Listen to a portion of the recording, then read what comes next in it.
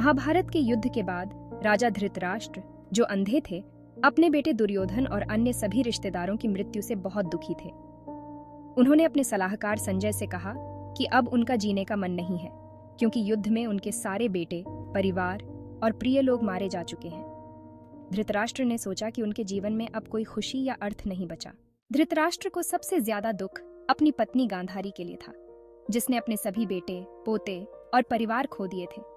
युद्ध में केवल 10 लोग ही बचे थे, 3 उनकी तरफ से और पांडवों की ओर से 7 लोग। युद्ध में 18 बड़ी सेनाओं के योद्धा मारे गए और यह सोचकर धृतराष्ट्र का दिल टूट गया।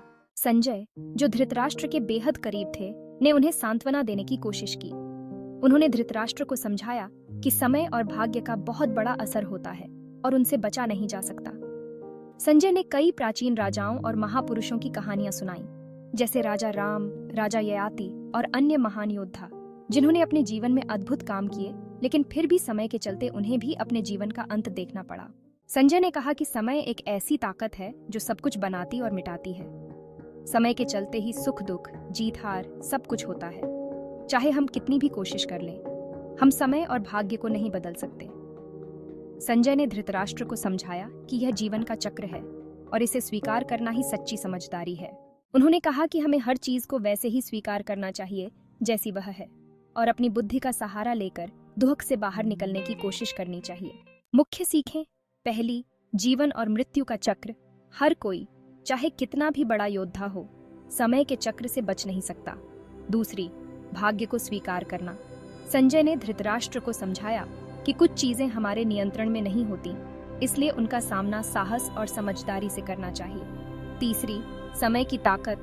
समय एक ऐसी शक्ति है जो हर चीज को बनाती और मिटाती है और हर खुशी और दुख का कारण बनती है। चौथी, धैर्य में सच्ची समझदारी। संजय ने सलाह दी कि दुख में भी हमें धैर्य से काम लेना चाहिए और समझदारी के साथ अपने जीवन को आगे बढ़ाना चाहिए। और पांचवी, शांति पाना। असली शांति तब मिलती है जब हम स्वीकार करते हैं कि कुछ चीजें हमारे नियंत्रण में नहीं होती और उन चीजों से हम लड़ नहीं सकते।